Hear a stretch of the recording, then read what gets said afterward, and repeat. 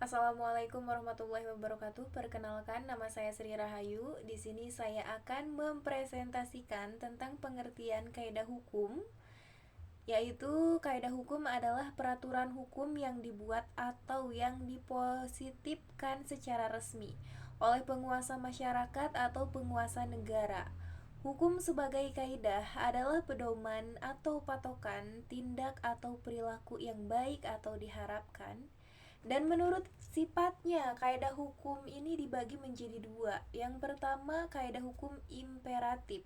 Maksudnya kaidah hukum itu bersifat a priori, harus ditaati, bersifat mengikat dan memaksa. Hukum yang fakultatif itu adalah yang kedua. Maksudnya ialah hukum itu tidak secara a priori mengikat. Kaidah fakultatif bersifat sebagai pelengkap dalam bahasa normatif, dirumuskan norma yang berisi perintah, larangan, izin, dan dispensasi. Kemudian kita akan lanjut ke bahasa. Nah, bahasa memiliki fungsi sebagai alat komunikasi, membantu orang untuk memahami dan bekerja sama satu sama lainnya. Bahasa memungkinkan untuk menyampaikan informasi. Bahasa adalah sistem yang menghubungkan pikiran yang tidak dapat didengar, dilihat, atau disentuh dengan suara, tanda, ataupun simbol dapat dilihat dan disentuh. Bahasa memiliki tiga fungsi, yaitu bahasa kita gunakan untuk menggambarkan pengalaman kita tentang dunia. Fungsi interpersonal, yaitu kita menggunakan bahasa dengan orang lain. Dan fungsi tekstual, yaitu cara kita menggunakan bahasa untuk membuat teks yang terorganisasi dan kohesif, baik itu lisan maupun secara tulisan. Hubungan bahasa dan hukum. Hukum tidak dapat dipisahkan dari bahasa. Bahasa adalah satu-satunya alat yang digunakan bagi hukum untuk menyatakan kehendaknya kepada orang yang menjadi sasaran keberlakuannya. Bahasa hukum misalnya di dalam hukum adat ada istilah kawin lari. Biasanya berlaku di daerah Batak, Lampung, dan Bali. Kalau di Makassar, istilah tersebut dikenal dengan silariang. Kegunaan bahasa hukum bertujuan untuk mengatasi kekurangan, sempurnaan dalam penggunaan bahasa hukum dalam berbicara atau mengemukakan pendapat hukum. Pengertian mendasar bahasa hukum. Semantik hukum ilmu pengetahuan yang menyelidiki makna atau arti kata-kata hukum. Konstruksi hukum yang merupakan alat-alat yang digunakan untuk menyuakan bahan hukum yang dilakukan secara sistematis dalam bentuk bahasa dan istilah yang baik. Fiksi hukum adalah sesuatu yang hayal yang digunakan dalam hukum dalam bentuk kata-kata. Di dalam peribahasa Bugis dikatakan, tidak ada orang yang akan menghujani garamnya. Artinya tidak ada orang yang akan menceritakan keburukannya. Kisaran hukumnya di dalam pemeriksaan perkara di muka pengadilan, tidak semua orang akan mengemukakan kesalahannya. Pembentukan hukum dapat dilihat dari segi politik hukumnya dan teknik hukumnya.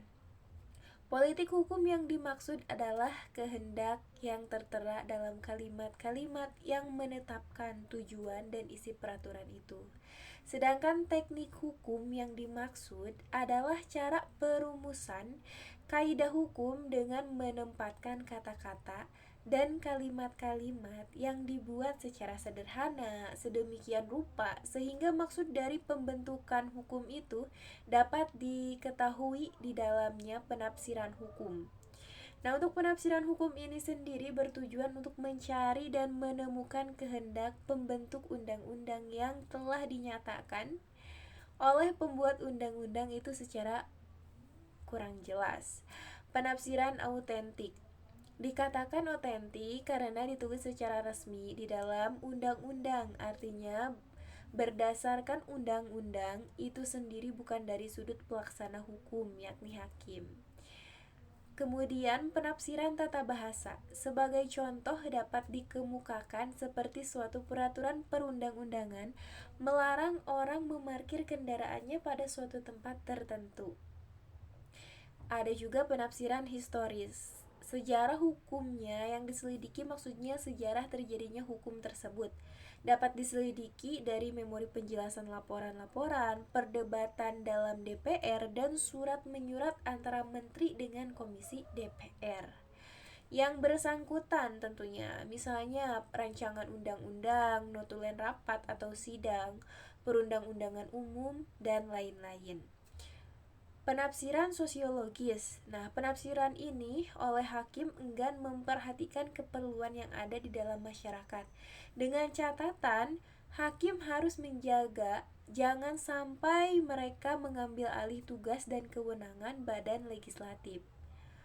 Kemudian ada hubungan ya. Hubungan tersebut terletak pada bahasa pada bahasa hukum yang terdapat dalam aturan hukum seperti undang-undang, peraturan pemerintah, peraturan daerah, bahkan kebijakan-kebijakan pemerintah.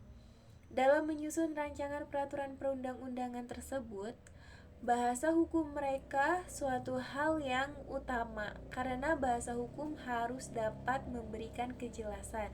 Dari pasal yang tercantum dalam aturan tersebut, kejelasan ini akan membuktikan kepastian terhadap pengertian yang diberikan oleh aturan tersebut. Dengan demikian, suatu aturan itu tidak menimbulkan banyak penafsiran. Baik, mungkin hanya itu yang bisa saya presentasikan pada kesempatan kali ini. Untuk kurang dan lebihnya mohon maaf. Wassalamualaikum warahmatullahi wabarakatuh.